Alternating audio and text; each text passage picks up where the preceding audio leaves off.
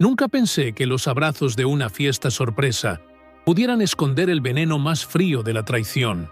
Todo parecía tan sincero, tan humano, tan verdadero, pero a veces lo que más duele no es lo que te hacen los enemigos, sino lo que planean quienes dicen amarte. Me llamo Emilio Ramírez, tengo 42 años, pero esta historia comenzó cuando tenía solo 22. Un muchacho delgado, lleno de esperanza, pero con los bolsillos vacíos y el alma cargada de responsabilidades. Vivía en un pequeño pueblo en Oaxaca, donde las oportunidades se secaban como los ríos en el verano. Mis padres eran mayores, enfermos, y mi hermana menor, Teresa, tenía 2 hijos que requerían más medicina que comida. No había futuro, no había opciones, solo una decisión imposible que tuve que tomar: cruzar la frontera hacia los Estados Unidos. La noche que salí de mi casa no se la conté a nadie, solo dejé una carta a mi madre. Le pedí perdón por no poder despedirme y le prometí que, pasara lo que pasara, yo iba a ayudarlos desde allá. Llevaba 2 mudas de ropa, una botella de agua y una foto familiar que escondí dentro del zapato. El desierto no perdona. Caminamos durante 3 días y 2 noches. El sol quemaba la piel y las noches congelaban los huesos. Perdí las uñas de los pies. Me sangraban los talones. En un momento, un compañero de camino se desmayó. Nunca supe si volvió a levantarse. Cuando finalmente puse un pie en suelo americano, no sentí alegría. Sentí miedo. Miedo de ser descubierto. Miedo de ser deportado. Miedo de no encontrar trabajo. Dormí por primera vez bajo un puente, usando mi mochila como almohada y rezando para que nadie me encontrara. Tenía hambre, sed, dolor, pero más que todo, tenía una promesa que cumplir. Había dejado todo por una idea: darles una vida mejor a los míos. En los primeros meses, trabajé donde me dejaban. Lavé platos en restaurantes, limpié baños en gasolineras, recogí basura en parques. Dormía en el piso de un cuarto que compartía con 6 hombres. El olor a pies sudados y sopa vieja era constante. El baño se compartía por turnos. A veces me tocaba en la madrugada. El agua salía helada, pero me acostumbré. Me acostumbré a no tener privacidad, a dormir vestido, a esconder mis papeles falsos bajo el colchón. Cada dólar que ganaba lo contaba 3 veces antes de enviarlo a casa. Recuerdo el primer giro. Fueron $100. Me costaron 2 semanas de trabajo, pero cuando mi madre me llamó llorando de emoción, sentí que valía la pena. Me dijo: «Hijo, gracias. Con esto vamos a comprar los medicamentos de tu papá». Esa noche no cené, pero dormí en paz. Trabajaba 14 horas al día, 7 días a la semana. Enviaba entre $300 y $500 al mes. A veces más, si había emergencias. Me quedaba con lo justo para sobrevivir. Me alimentaba de arroz, huevos y café. A veces caminaba 1 hora para no pagar autobús. Me volví invisible. Nadie me saludaba. Nadie me preguntaba cómo estaba. Pero yo no importaba. Importaba que en México pudieran comer.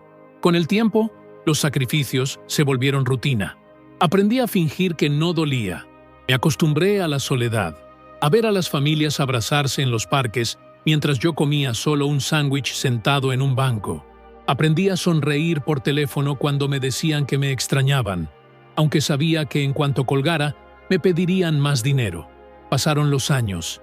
Mi cuerpo empezó a sentir el peso del trabajo. Las rodillas se inflamaban. Las muñecas me dolían. Tenía ojeras permanentes, pero yo seguía. Porque una vez que empiezas a dar, no puedes parar. Si dejas de enviar dinero, sientes que estás fallando, que estás traicionando, que ya no eres útil. Una Navidad, compré un regalo para mí. Una chaqueta barata que vi en una tienda de segunda mano. Era gris, con un forro cálido. Me la probé frente al espejo y sonreí. Por un segundo, me sentí normal. Pero cuando le conté a mi hermana que me había comprado algo, su tono cambió. Me dijo: «Qué bueno que ya puedes comprarte lujos. Alejandro necesita zapatos nuevos para la escuela». Ese día entendí que para ellos yo era una fuente, un proveedor. Ya no era Emilio, el hermano, el hijo. Era el que envía, el que soluciona. Empecé a esconder mis pequeñas alegrías. Si me compraba algo, no lo contaba. Si salía a caminar por el parque, no lo decía. Si tenía un día bueno, me lo guardaba. Porque aprendí que mi bienestar se interpretaba como egoísmo, que ser feliz era una traición. Una vez intenté decir que me sentía cansado, que quizás necesitaba ahorrar para mí. Mi madre me respondió con una frase que me desgarró el alma. Hijo, nosotros dimos todo por ti. Lo mínimo que puedes hacer es devolvernos. Me sentí un ladrón. Me sentí indigno. Me sentí culpable por querer guardar algo para mí. Durante 20 años repetí el mismo ciclo. Trabajar, enviar, callar. Trabajar, enviar, callar. Sin descanso, sin pausa, sin una sola vez decir no puedo. Porque cuando cargas con la esperanza de toda una familia, sientes que tu vida ya no te pertenece. Pero lo más doloroso no fue el trabajo, ni la distancia, ni la soledad. Fue darme cuenta, años después, de que el amor que yo creía incondicional tenía condiciones. Que todo ese esfuerzo, ese sacrificio, ese silencio, sería usado en mi contra por las mismas personas que juré proteger. Y esa herida, esa traición, no cicatriza fácilmente.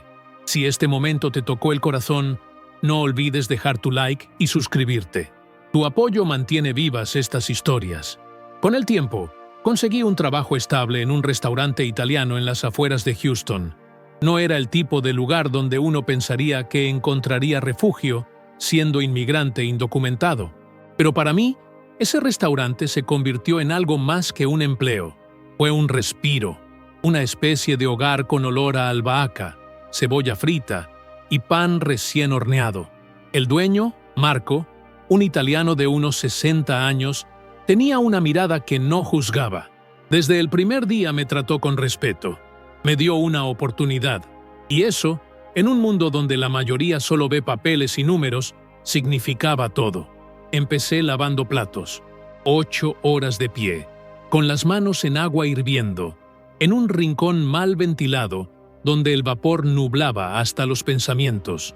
Pero yo no me quejaba. Observaba en silencio a los cocineros, sus movimientos precisos, la forma en que uno probaba una salsa, cerrando los ojos, como si estuviera rezando. Aprendí viendo, y cuando me ofrecieron ayudar con la preparación de los vegetales, sentí que me estaban dejando entrar, poco a poco, en una nueva familia. Marco me decía Emilio, en esta cocina se habla poco, pero se trabaja mucho. Y yo entendí que ese era mi lenguaje. Nunca falté, nunca llegué tarde, no porque me obligaran, sino porque sentía que le debía algo a ese lugar.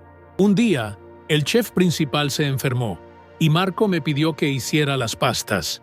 Era una locura. Nunca había cocinado frente a los clientes, pero lo hice, con miedo, pero con el corazón firme. Y al final de la noche, un cliente felicitó a Marco por el mejor fettuccine que había probado. Él solo me miró y sonrió.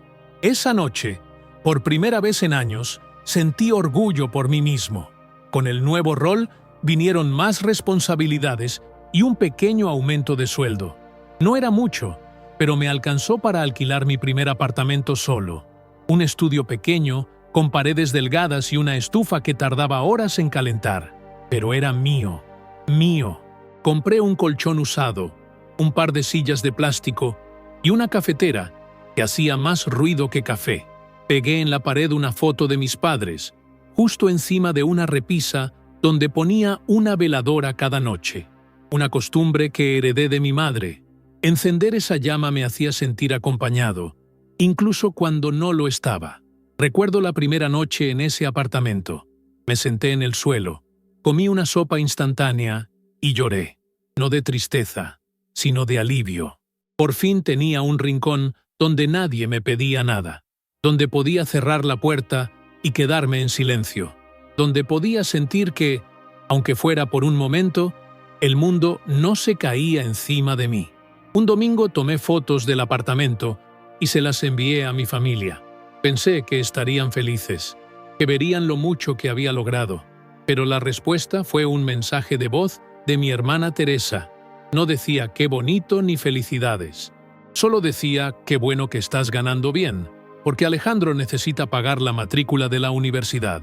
Sentí cómo se evaporaba la alegría que tenía, como si mis logros no valieran si no estaban acompañados de una nueva ayuda económica. Y claro, pagué la matrícula, luego los libros, luego el cuarto donde viviría. Después, Lucía, la hija menor de Teresa, también necesitó apoyo, y ahí seguía yo, trabajando, cocinando, limpiando, enviando dinero. Cada vez que creía que por fin iba a poder ahorrar algo para mí, aparecía una nueva urgencia, una operación, una deuda, una cuota. A pesar de todo, el restaurante se convirtió en mi refugio. Me quedaba más horas de las necesarias, no porque me lo pidieran, sino porque no quería volver a casa. Prefería quedarme picando cebolla, ordenando la despensa, limpiando lo que ya estaba limpio.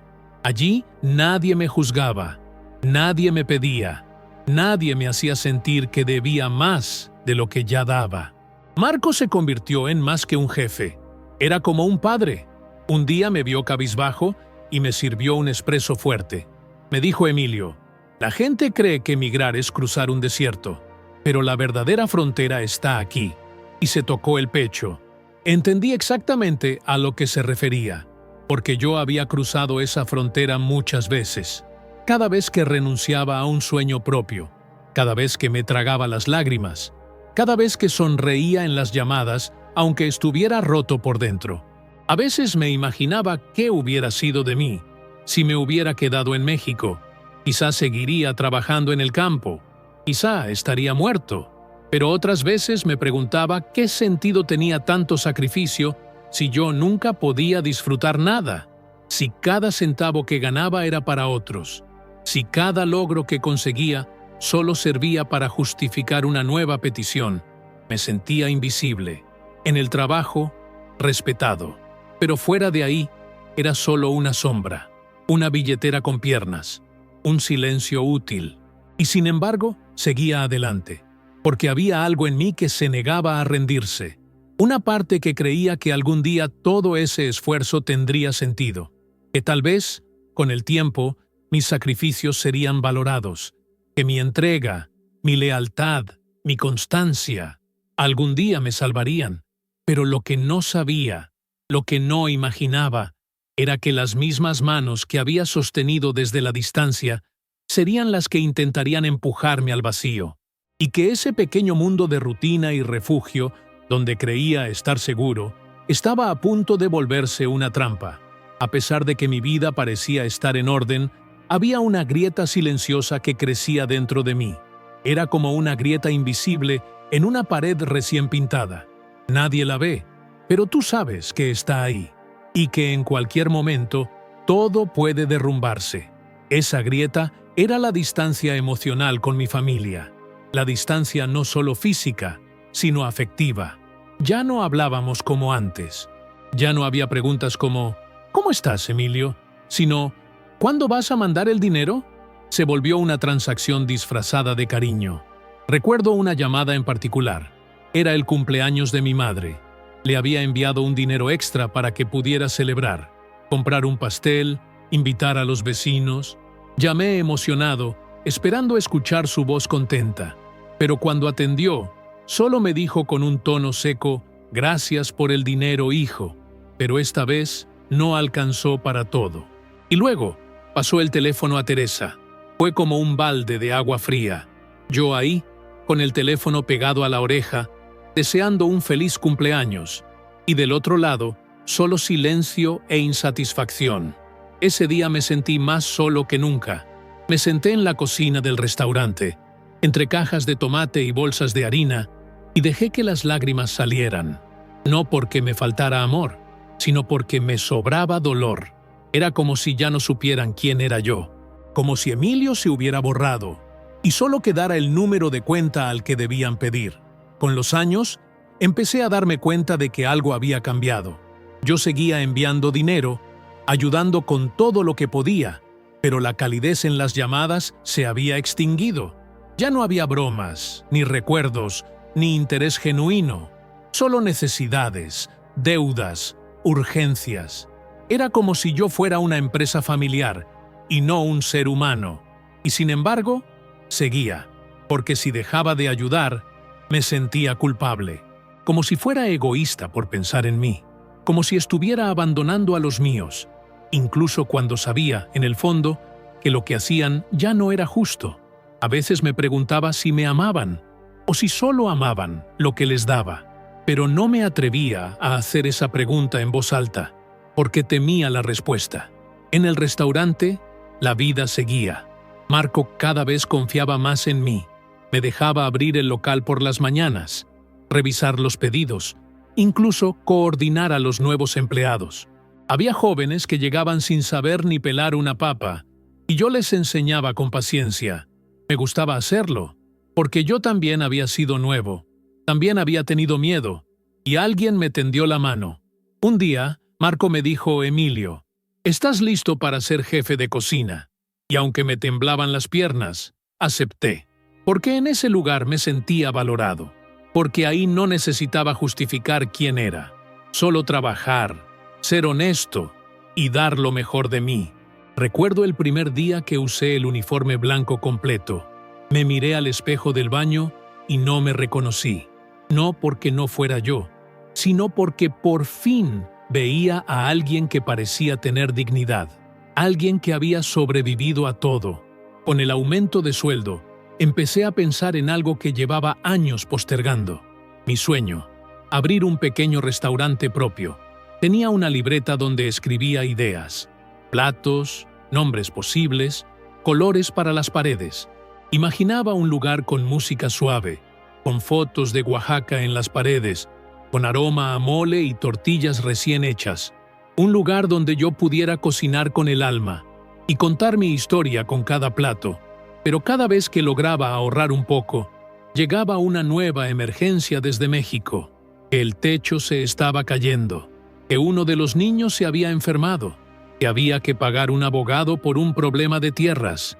Y ahí iba yo, a romper el cochinito, a suspender mi plan, a priorizar otra vez lo de ellos por encima de lo mío. No me atrevía a decir que no, porque en el fondo todavía creía que algún día ellos iban a entender, que iban a ver todo lo que hacía, y me iban a decir: gracias, Emilio, ahora te toca a ti.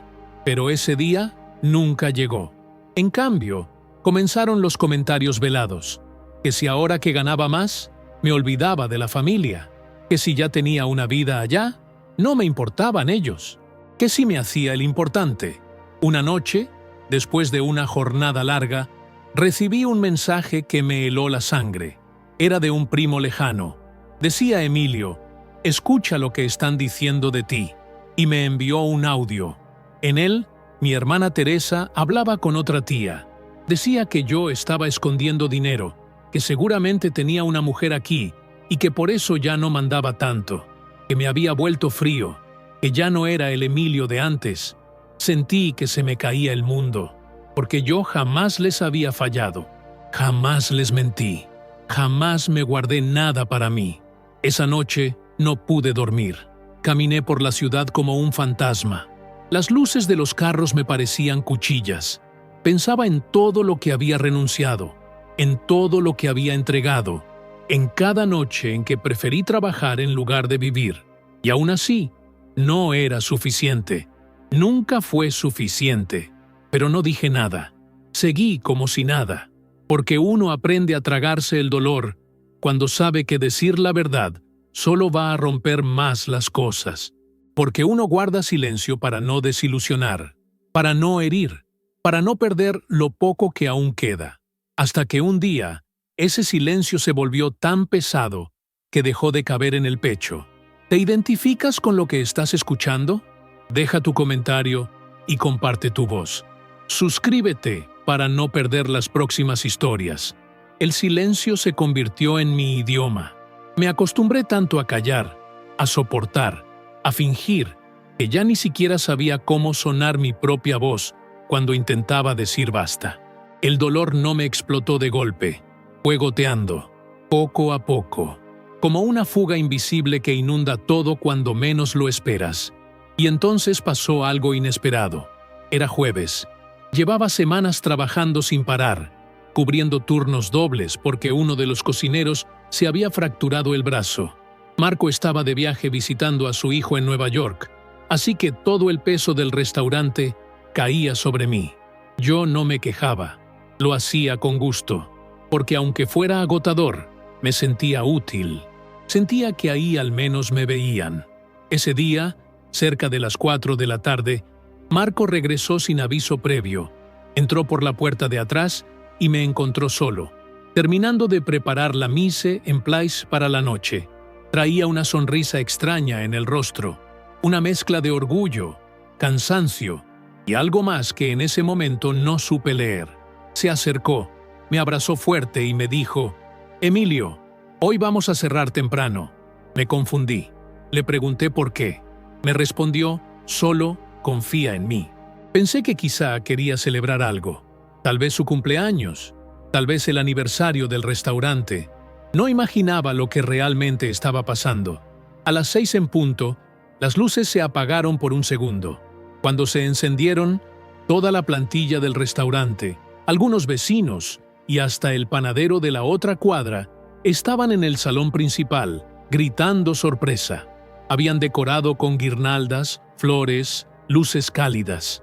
En el centro, una mesa con pastel, comida mexicana y hasta una pequeña piñata adornada con los colores de la bandera de México. En la pared, un cartel hecho a mano decía: «Gracias, Emilio, por todo lo que haces». Me quedé paralizado, literalmente. Nunca me habían hecho una fiesta sorpresa.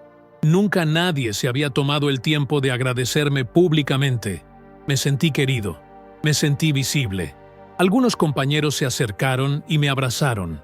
Me dijeron que yo era el alma del lugar, que sin mí el restaurante no sería lo mismo. Me entregaron una caja con regalos sencillos, cosas prácticas, cuchillos de cocina, una chaqueta nueva de chef, una libreta con tapas de cuero donde uno de los meseros había escrito recetas típicas de Oaxaca que buscó en internet. Y aunque por fuera sonreía, por dentro algo se rompía, porque en ese momento, rodeado de cariño, de aplausos, de gente que ni siquiera era de mi sangre, me di cuenta de lo que nunca había tenido con mi propia familia. Me di cuenta de cuán vacío estaba por dentro, de cuán poco me habían valorado aquellos por quienes lo di todo. Me dieron ganas de llorar, pero no lo hice. No allí, no frente a ellos. Después del brindis, Marco me tomó del brazo y me llevó a un rincón más silencioso. Me miró con seriedad y me dijo: «Emilio, quiero hablarte de algo importante». Me habló de un plan. Quería abrir una nueva sucursal del restaurante en otro barrio, más moderno, con más movimiento, y quería que yo fuera el jefe principal de cocina. Me dijo que confiaba en mí como si fuera su propio hijo, que él sabía lo que era comenzar de cero, y que me veía con el mismo fuego que él tenía cuando llegó a este país. Yo no sabía qué decir. Sentí un nudo en la garganta. Me temblaban las manos. Le agradecí como pude. Le dije que no lo iba a defraudar, que si algo sabía hacer, era trabajar. Volví a casa esa noche, con la caja de regalos en una mano y el corazón latiendo fuerte.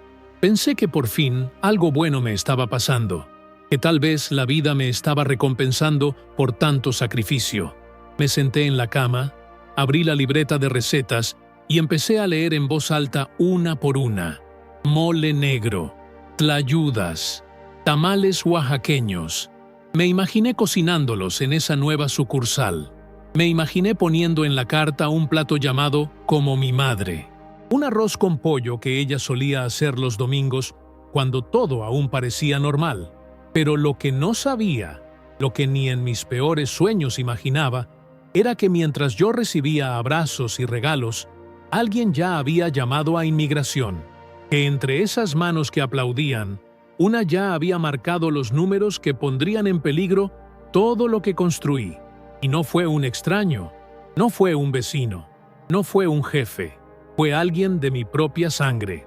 Una traición tan afilada que ni el cuchillo más filoso de la cocina podría compararse.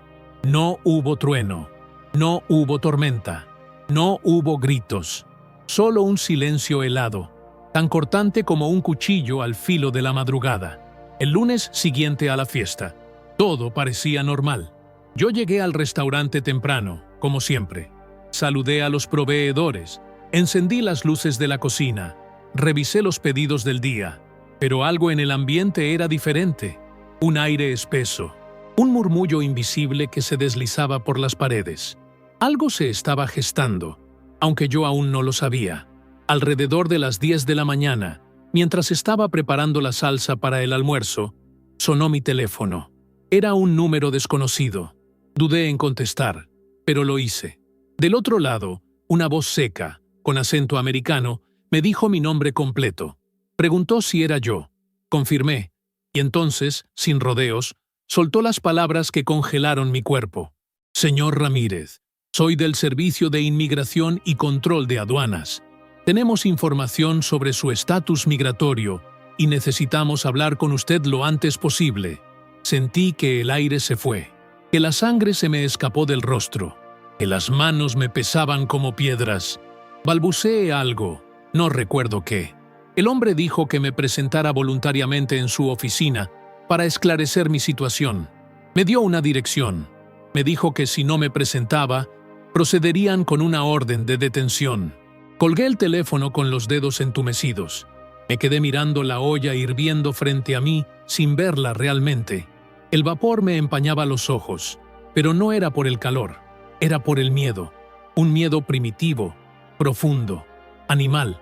El miedo de perderlo todo, de ser arrancado de la vida que con tanto sacrificio había construido. Traté de respirar, traté de no colapsar. Salí de la cocina y fui al baño. Me encerré, me miré al espejo. No reconocía mi reflejo. Los ojos hundidos, el rostro pálido, los labios secos. Recordé de inmediato a Marco. Le debía contar, pero ¿cómo decirle algo así? ¿Cómo explicarle que el hombre en quien confiaba para liderar su nueva sucursal podía desaparecer de un día para otro? Volví a la cocina, como si nada. Preparé los platos del almuerzo.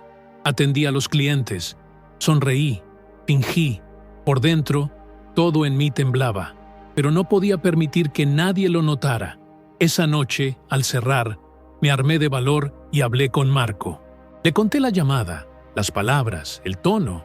Pensé que se enojaría, que me despediría, que se alejaría, pero no, se quedó en silencio. Me miró a los ojos y dijo lo que jamás esperé escuchar. Emilio, tú eres más americano que muchos que nacieron aquí. No estás solo. Y por primera vez, alguien me ofrecía más que palabras. Me puso en contacto con una abogada amiga suya. Me ayudó a reunir los papeles que tenía, los recibos, las pruebas de mi tiempo en el país. Me ofreció cubrir parte de los honorarios si fuera necesario. Y sobre todo, me abrazó, como un padre abraza a un hijo que teme perderlo todo.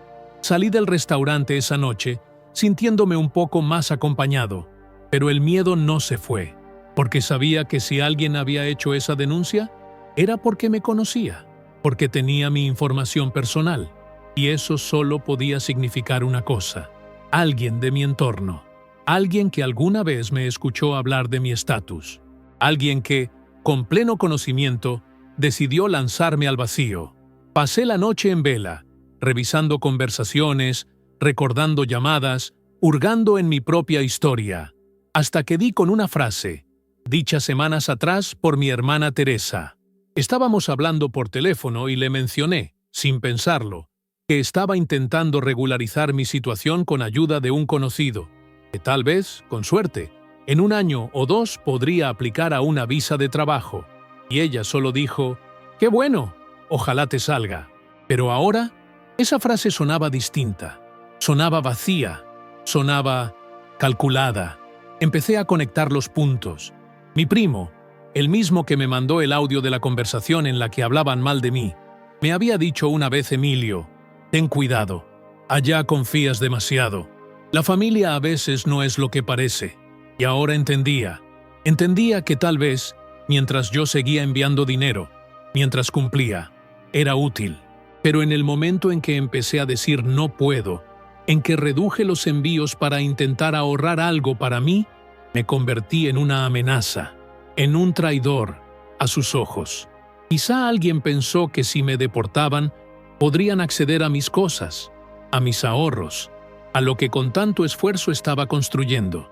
Quizá creyeron que estaba olvidando de dónde venía, que me había hecho el gringo. No lo sé.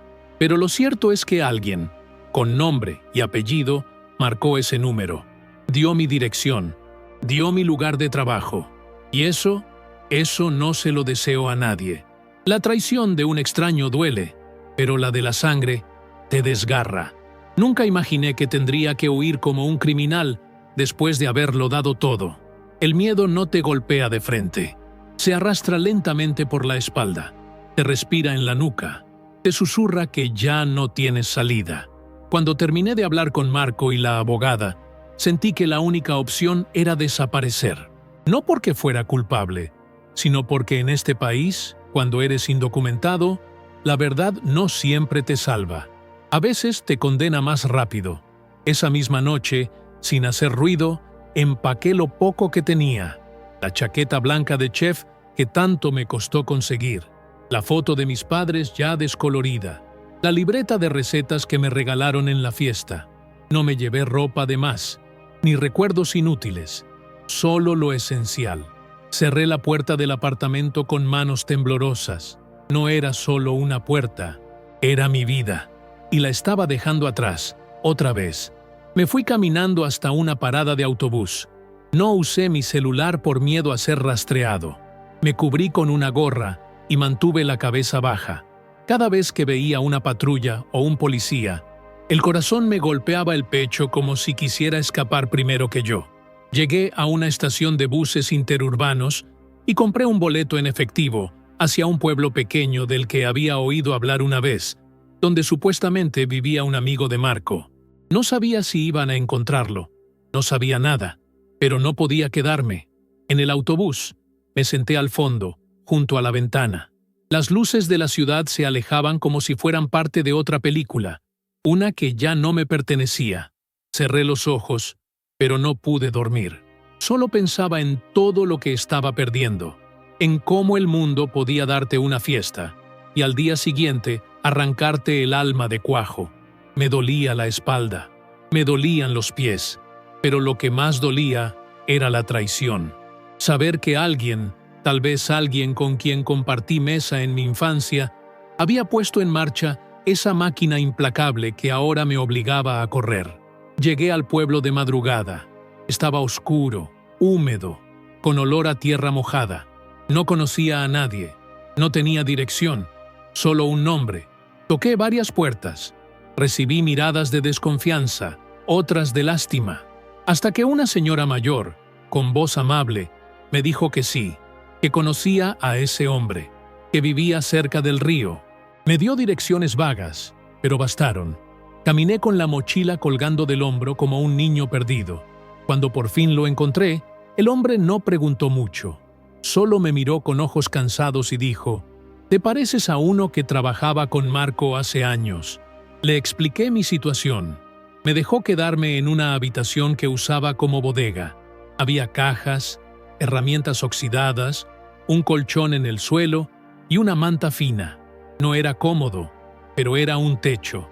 Y en ese momento, eso era un lujo. Los primeros días no salí. Me escondía cada vez que escuchaba pasos cerca. Me despertaba con cualquier ruido. Soñaba que me arrestaban, que me deportaban, que me arrancaban del país sin dejarme siquiera recoger mis cosas. La ansiedad se convirtió en mi compañera. Perdí el apetito. Me dolía el estómago. Vivía con náuseas, con sudor frío, con una sensación constante de persecución. Mi refugio era esa libreta de recetas. La abría cada noche y leía las páginas como si fueran cartas de un amigo lejano. A veces cocinaba en la pequeña hornilla del galpón, platos simples, solo para sentir que aún tenía control sobre algo. Pero incluso eso dolía, porque cocinar era lo que me hacía sentir digno, y ahora lo hacía en la sombra, como un ladrón de sus propios sueños. Pasaron los días. Luego semanas. Marco me llamaba desde otro número.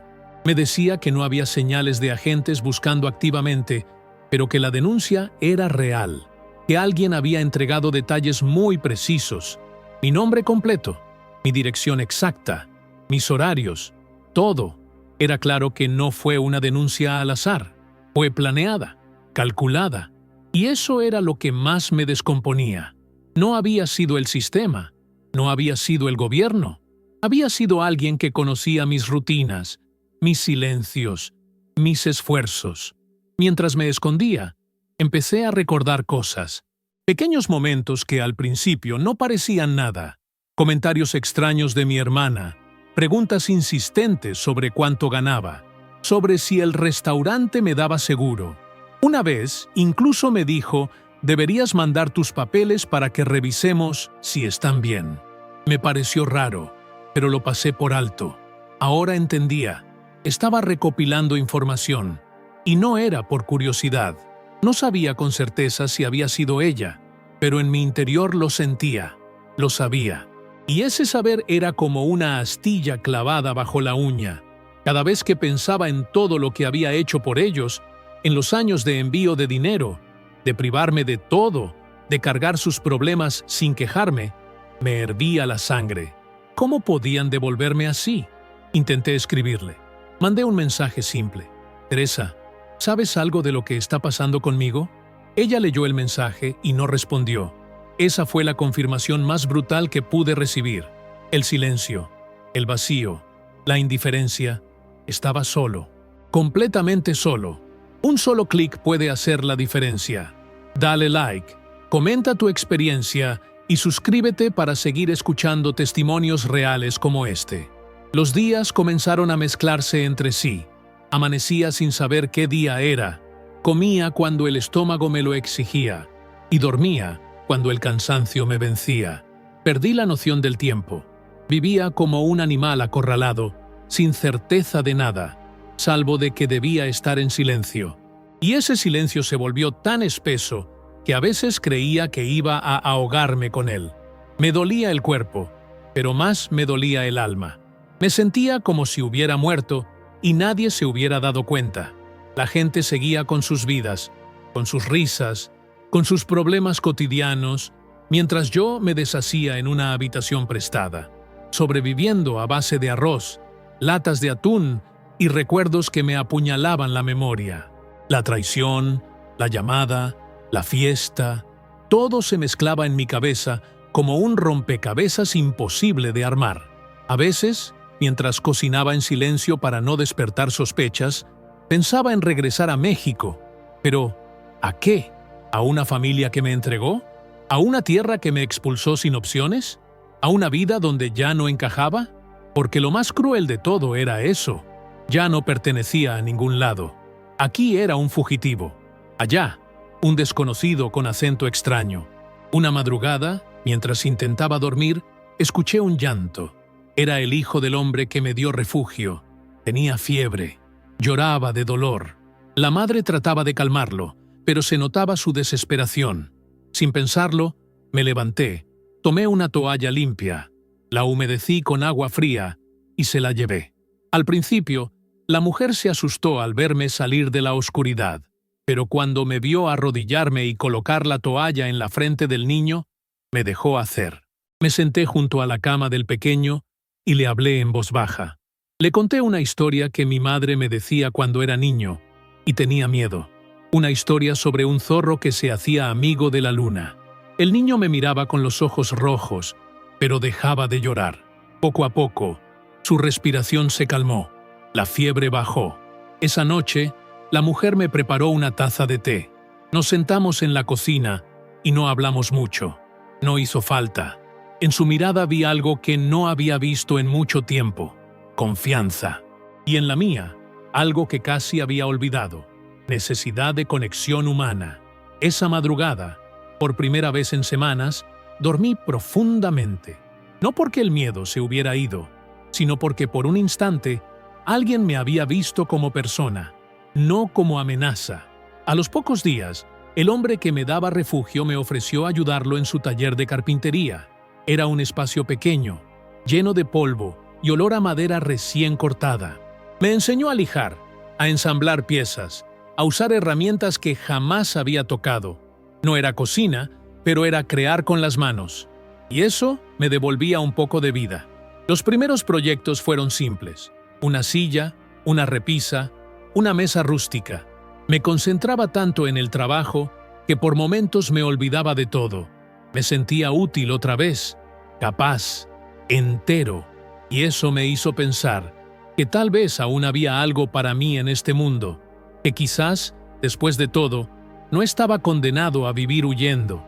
Un día, mientras lijaba una tabla, el hombre me miró y dijo: «Emilio, tú no pareces fugitivo, pareces alguien que está volviendo a nacer». Esa frase se me clavó en el pecho, porque, sin saberlo, había resumido todo lo que yo sentía. Estaba roto, sí, pero aún respiraba, aún tenía manos, corazón, memoria, y con eso, tal vez, podía reconstruirme. Empecé a escribir. En las noches, con una vela encendida, anotaba en un cuaderno mis pensamientos, mis dolores, mis recuerdos. No era para que nadie los leyera, era para no olvidar quién era. Escribía sobre el restaurante, sobre Marco, sobre la fiesta, sobre la llamada, sobre mi hermana, sobre el niño con fiebre y el olor a madera. Escribía para no desvanecer. Una noche escribí una frase que aún hoy no puedo olvidar. A veces no te matan los golpes, sino el abandono. Y era verdad, porque yo podía resistir el trabajo duro, el hambre, el frío, pero lo que casi me destruyó fue sentir que mi existencia no valía nada para aquellos a quienes más amé. Pero escribir también me curaba. Cada palabra era una herida que se cerraba. Cada página, una parte de mí que se negaba a morir. Comencé a soñar de nuevo, aunque con miedo. Soñaba con abrir un taller de cocina y carpintería, enseñar a otros inmigrantes a cocinar, a construir, a sanar. Un lugar sin papeles ni preguntas, solo manos dispuestas y corazones cansados, como el mío. Sabía que no sería fácil, que el peligro seguía ahí, que la denuncia no se borraría con recetas ni madera, pero también sabía que, mientras pudiera levantarme cada mañana, aún tenía elección, porque a pesar de todo, seguía siendo yo. Una mañana, mientras barría el frente del pequeño taller de carpintería, vi algo que me hizo detenerme de golpe. Una patrulla pasó lentamente por la calle de tierra, con las ventanas abajo, y uno de los oficiales miró directamente hacia donde yo estaba. No hizo gesto alguno, no frenó, no habló, solo me miró como si supiera, como si estuviera confirmando algo. Ese día, todo el miedo que había logrado controlar volvió de golpe. Me temblaban las manos. Me encerré en la bodega y pasé horas sin moverme, escuchando cada sonido como si fueran pasos que venían a buscarme. A la tarde, cuando el hombre que me daba refugio regresó, le conté lo que había visto. Me escuchó en silencio, se pasó la mano por la barba y me dijo algo que me marcó profundamente. «Emilio, si te van a atrapar, no será porque te escondiste, sino porque confiaste en la gente equivocada. Y tú ya pagaste ese precio. Ahora tienes que decidir si quieres seguir huyendo o empezar a vivir, aunque sea con miedo». Esa noche no dormí. Me quedé pensando en esas palabras una y otra vez. No podía seguir así. Vivir escondido no era vida. Era una lenta forma de morir. Y más aún, no era justo. No era justo que yo, que no había hecho daño a nadie, que solo había trabajado y ayudado a los míos, tuviera que vivir como un fantasma. Así que tomé una decisión. Al día siguiente, me levanté temprano, vestí mi ropa más limpia, guardé la libreta de recetas en la mochila y le pedí al hombre del taller que me llevara a la ciudad más cercana. No le di detalles, solo le dije que necesitaba enfrentar algo. Él no hizo preguntas. Me dejó frente a un pequeño edificio gris, con un letrero que decía «Asociación para los Derechos de los Inmigrantes». Entré con el corazón en la garganta. Me atendió una mujer joven, de rostro amable y voz serena. Le conté mi historia, sin ocultar nada. Desde que crucé la frontera hasta la fiesta, la llamada, la traición. Me escuchó sin interrumpirme. Al final, me tomó de la mano y me dijo, «Vamos a ayudarte». En ese momento, sentí algo que hacía mucho no sentía. Alivio. No esperanza. No aún, pero sí alivio. Como si por fin alguien me dijera que merecía ser defendido. Me asignaron un abogado, un hombre serio, de rostro cansado, pero firme. Me explicó que había opciones, que podía intentar un proceso de asilo basado en persecución familiar, que tenía pruebas, testigos y, sobre todo, una historia consistente, pero que sería largo y que no podía garantizar resultados. Aún así, acepté, porque luchar, incluso sin garantías, era mejor que esconderme. Durante semanas me dediqué a reunir documentos, cartas de marco, recibos de sueldo, mensajes de texto, capturas de pantalla, todo lo que pudiera probar que había vivido una vida honesta. La abogada me ayudó a escribir mi declaración personal. Fue como abrir una herida con bisturí, detallado, crudo, doloroso, pero necesario. Mientras tanto, seguía viviendo en el taller, ayudando durante el día y escribiendo durante la noche. Empecé a compartir mis textos con la mujer del niño que había cuidado. Ella me animó a publicarlos en un pequeño blog para inmigrantes. Al principio dudé, tenía miedo de ser identificado, pero ella me dijo, «Emilio, tu historia puede darle voz a los que aún callan». Y eso me dio valor. Publiqué bajo seudónimo. Cada semana subía una entrada, cuentos cortos, fragmentos de mi vida, reflexiones. Recibí mensajes de personas de todo el país. Algunos compartían sus historias, otros solo escribían gracias. Y por primera vez entendí que mi dolor no era solo mío, que había miles como yo, invisibles, silenciados, con la misma cicatriz en el alma.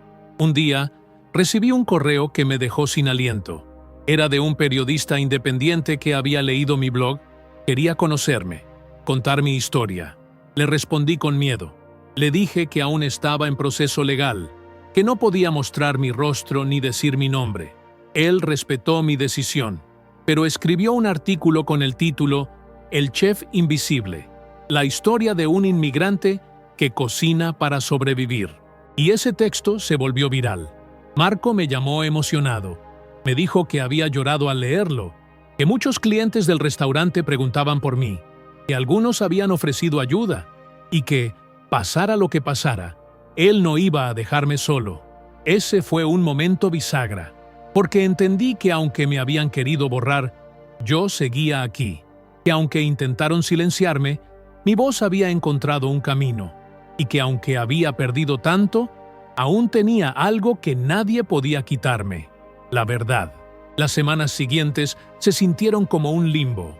Entre la ansiedad de esperar noticias del proceso legal y el inesperado consuelo de los mensajes que llegaban por el blog, mi vida se transformó en un vaivén emocional.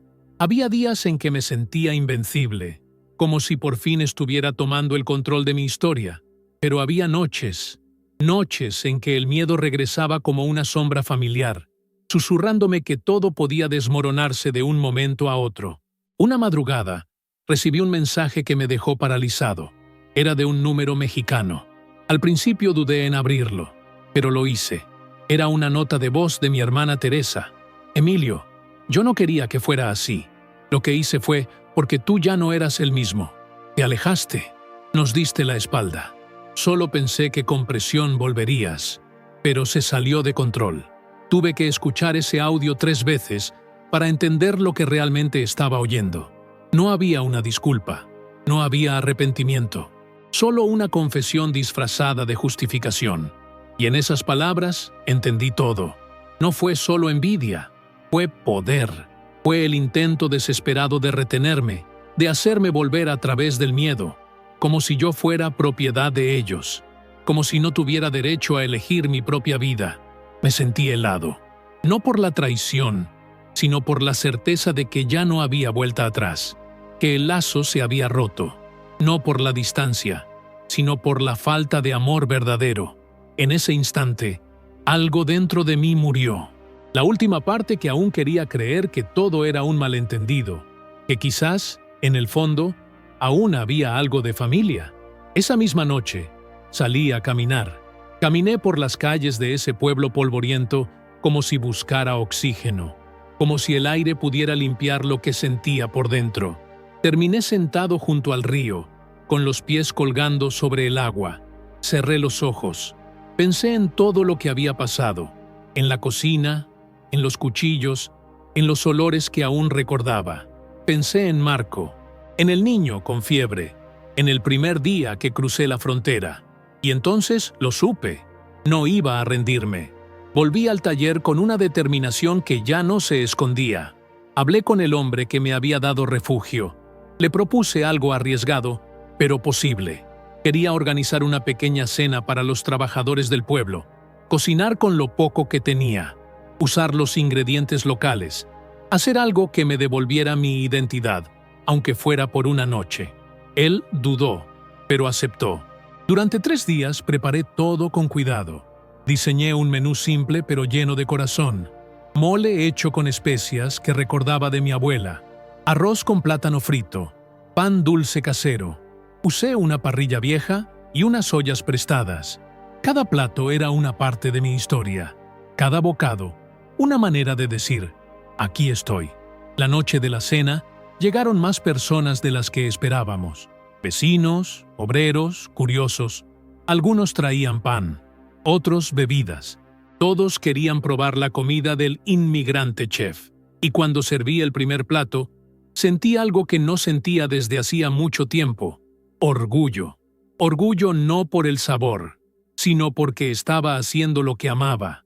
Porque, a pesar del miedo, a pesar de las amenazas, aún tenía el don de transformar ingredientes en consuelo. Cocinar era mi idioma. Y esa noche hablé alto. Uno de los asistentes era un joven periodista de un periódico local. Me pidió permiso para tomar fotos, para escribir algo sobre la noche. Al principio dudé, pero luego recordé que ya no quería vivir escondido, que mi historia, con todos sus dolores, podía inspirar a otros. A los pocos días, se publicó una crónica titulada La cena del que no se rinde. El artículo se compartió en redes. Gente de otros estados comentó. Me llegaban mensajes de solidaridad, de personas que decían cosas como «Tu historia me dio fuerzas para salir de mi propio escondite». O «Gracias por recordarme que no estamos solos». Ese fue el verdadero punto de inflexión.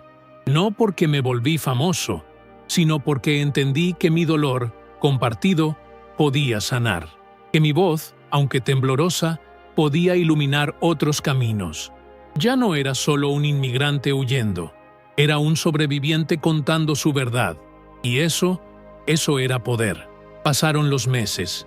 El proceso legal avanzaba lento, como todo en este sistema. A veces sentía que el tiempo no se medía en días, sino en papeles, documentos, formularios, pruebas, traducciones. Era como si mi vida se hubiera reducido a carpetas Manila y sellos oficiales. Pero aún así, cada trámite que lograba completar era una pequeña victoria, una forma de decir que aún estaba de pie. El abogado me había advertido, no te ilusiones con una respuesta rápida. Hay cientos de casos antes que el tuyo, pero también me aseguró que mi historia tenía peso, que las cartas de recomendación, los testimonios, el blog, incluso las crónicas del periódico, eran pruebas vivas de que yo no era una amenaza, sino un aporte. Eso me daba fuerza. Me aferraba a esas palabras como quien se agarra a una tabla en medio del naufragio. Y mientras el caso se movía en la sombra, mi vida en el pueblo comenzaba a tomar forma. La gente ya no me veía con desconfianza. Me saludaban por mi nombre, me invitaban a sus casas, me pedían consejos de cocina. Un señor mayor incluso me trajo una caja de herramientas antiguas y me dijo, «Esto es para que arregles el mundo con tus manos». Era un gesto simple, pero para mí significaba todo. Un sábado por la tarde, mientras horneaba pan dulce para una vecina que cumplía años, recibí una llamada inesperada. Era Marco. Su voz sonaba diferente, más grave, más pausada. Me dijo que el restaurante había cambiado mucho desde mi ausencia, que algunos empleados se habían ido. que los clientes preguntaban por mí cada semana, que en la cocina se notaba mi vacío, y luego, tras un silencio largo, me dijo algo que me estremeció. «Emilio, quiero abrir ese nuevo local, pero no lo haré sin ti», le respondí con honestidad. Le dije que aún no tenía papeles, que legalmente no podía asumir ese puesto, que aún vivía bajo la incertidumbre. Pero él no buscaba respuestas legales. Solo quería que supiera que me esperaba, que no importaba cuánto tiempo tomara, que ese lugar sería mío el día que pudiera volver sin miedo. Colgué la llamada con lágrimas en los ojos, no de tristeza, sino de gratitud, porque después de tanto dolor, había alguien al otro lado del país que aún creía en mí, que no me había soltado. Inspirado por eso, decidí hacer algo más grande. Propuse al pueblo organizar una feria comunitaria de sabores, una noche donde cada familia pudiera compartir un plato típico de su tierra, de su historia, donde inmigrantes y locales cocinaran juntos. La idea fue recibida con entusiasmo. Todos querían participar, y yo, por primera vez, sentía que estaba creando algo que trascendía mi dolor. La feria se celebró un viernes de luna llena. Las calles se llenaron de mesas, de aromas, de risas. Había pupusas salvadoreñas, empanadas argentinas, tamales hondureños y, por supuesto, mi famoso mole. Cada plato tenía un cartel con el nombre del cocinero y un pequeño relato. El mío decía: «Este platillo es una promesa, la de nunca olvidar quién soy». La noche fue mágica. Hubo música, bailes, historias. Un hombre mayor me abrazó al final y me dijo gracias por recordarnos que aún podemos sentarnos a la misma mesa, sin importar de dónde venimos. Ese fue uno de los momentos más hermosos de mi vida. No por el reconocimiento, sino porque por fin sentí que no era un huésped, que pertenecía, que había sembrado algo en tierra ajena y estaba floreciendo. Sin embargo, la vida, en su ironía constante, no permite demasiada calma. Una semana después de la feria, la abogada me llamó. Tenía noticias del caso. Su tono era serio, profesional. Me dijo que habían aceptado revisar mi solicitud de asilo de manera prioritaria, debido al impacto comunitario que había generado mi historia. Pero también me advirtió que eso no garantizaba el resultado final. Aún podía ser rechazado. Y si lo era, tendría que salir del país voluntariamente o enfrentar una posible deportación. Sentí que el suelo temblaba bajo mis pies. Todo lo que había construido, todo lo que había recuperado, estaba otra vez al borde del abismo. Pero esta vez no me derrumbé. Respiré hondo. Le agradecí. Y colgué el teléfono con una calma que no entendí al principio. Luego me di cuenta. Ya no era el mismo hombre que se escondía en una bodega oscura. Ya no era el chef acorralado. Era alguien que había hecho comunidad, que había levantado puentes, que había dejado huella. Y pase lo que pase, eso no me lo quitará ningún juez, ningún papel, ninguna frontera. Los días que siguieron a la noticia del abogado fueron los más largos que he vivido. Cada amanecer era una moneda al aire. Cada llamada desconocida hacía que el corazón se me detuviera. No dormía bien, no comía bien, pero también me resistía a caer otra vez en la oscuridad. Había construido tanto, había sanado tanto, que no iba a permitir que el miedo lo devorara todo otra vez. La comunidad fue mi ancla.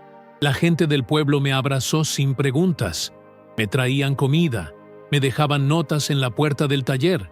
Incluso uno de los niños me hizo un dibujo donde yo aparecía como un superhéroe de los sabores. Aquello me arrancó una sonrisa que no sabía que aún podía brotar. Marco me llamaba cada 3 días. A veces solo para contarme cómo iba el restaurante. Otras, para preguntarme si había dormido. Teníamos silencios largos, pero no incómodos. Eran esos silencios donde 2 personas simplemente se sienten cerca, sin necesidad de palabras. Una noche, sentado junto al fuego del patio trasero del taller, escribí una carta. No era para las autoridades, no era para mi hermana, era para mí.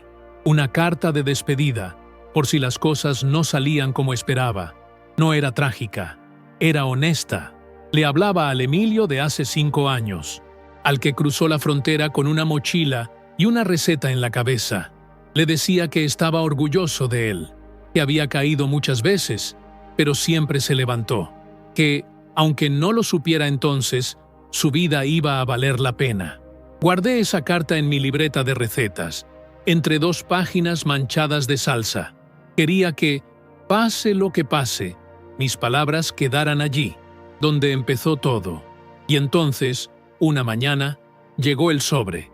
No era un email, no era una llamada, era un sobre físico, con mi nombre escrito a mano. Lo sostuve entre las manos como si fuera dinamita. Sabía que ahí estaba todo, mi destino, mi próxima página, la posibilidad de seguir o la obligación de volver. Tardé más de 1 hora en abrirlo.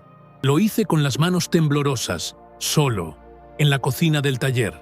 Leí cada palabra despacio, con el corazón latiendo en las sienes, y cuando llegué al final, caí de rodillas. Me habían concedido el permiso de permanencia temporal mientras el proceso de asilo continuaba. No era una solución definitiva, no era ciudadanía, no era la victoria completa, pero era algo inmenso, la legalidad momentánea. Poder trabajar sin esconderme, poder caminar sin miedo, poder respirar. Lloré como un niño, lloré con todo el cuerpo, no por debilidad, sino por alivio, por rabia acumulada, por dignidad, por el derecho simple de existir sin tener que mirar por encima del hombro. Esa misma tarde fui al pueblo. Caminé por las calles como si las viera por primera vez. La gente me abrazaba, me aplaudía, me decía «lo lograste», pero lo que más me conmovió fue una señora que me tomó del brazo, me miró a los ojos y me dijo «gracias por no rendirte, porque ahora mis nietos creen que sí se puede». Y entonces entendí algo. Mi lucha nunca fue solo mía. Mi historia era la de muchos, la del obrero que no se atreve a contar que no tiene papeles, la de la madre que limpia casas de madrugada para poder enviar dinero a su familia, la del niño que crece entre 2 idiomas sin saber cuál le pertenece. Yo había puesto voz a todos ellos y ahora tenía una responsabilidad: seguir hablando. Así nació la idea. Decidí iniciar un proyecto comunitario, una cocina-escuela para inmigrantes, un espacio donde pudieran aprender no solo a cocinar, sino también a defenderse, a tramitar papeles, a compartir sus historias. Un lugar donde nadie preguntara de dónde vienes, sino qué sueñas. Con la ayuda del pueblo, de Marco, y de donaciones que llegaron desde personas que me seguían en el blog, alquilamos un local pequeño. Lo pintamos, lo arreglamos, pusimos mesas largas, estufas, cacerolas. El cartel de entrada decía «Casa de Sabor y Esperanza», y en la pared del fondo colgué algo muy personal, la foto de la fiesta sorpresa, la del momento exacto antes de que todo se viniera abajo. ¿Por qué? Porque necesitaba recordar siempre que incluso la mayor traición puede transformarse en el motor de la mayor reconstrucción. Esa foto, con sus abrazos falsos y su pastel inocente, ya no me dolía. Era mi recordatorio de que sobreviví, de que convertí el veneno en medicina, de que no solo seguía vivo, seguía soñando. Hoy, mientras escribo estas palabras desde una pequeña oficina en la parte trasera de la cocina-escuela, escucho las voces de mis alumnos riendo mientras preparan tortillas hechas a mano. Huele a cilantro, a comino, a pan recién horneado, y por primera vez en mucho tiempo, el aire no me duele. Algunos días me despierto y todavía me cuesta creer que todo esto es real, que después de tanto dolor, de tanta huida, de tantas veces en las que creí que no iba a sobrevivir, aquí estoy, vivo, amado, rodeado de gente que, sin compartir mi sangre, se ha convertido en familia. Mi historia comenzó con miedo, con una puerta que se cerraba, con una llamada que me delataba, con una fiesta que escondía una traición. Pero no termina ahí, porque aprendí que cada final tiene semillas de un comienzo nuevo, y esas semillas crecen si las riegas con verdad, con coraje y con fe. Recuerdo cada rostro, cada momento. El niño con fiebre, la mujer que me ofreció té, el carpintero que me enseñó a lijar madera con paciencia, los vecinos que compartieron su pan, personas sencillas, pero inmensas, que tejieron una red invisible que me sostuvo cuando ya no podía más. También recuerdo el silencio de mi hermana, la frialdad en sus palabras, el veneno en su voz, y aunque dolió, hoy puedo decir que la perdono, no por ella, por mí, porque aprendí que cargar odio es como beber veneno esperando que el otro muera. Y yo elegí sanar. No sé qué pasará mañana, nadie lo sabe, pero hoy tengo permiso para vivir sin esconderme. Hoy enseño a otros a defender su dignidad con recetas y documentos. Hoy mi nombre ya no es un susurro, es una bandera que muchos levantan cuando sienten que nadie los ve.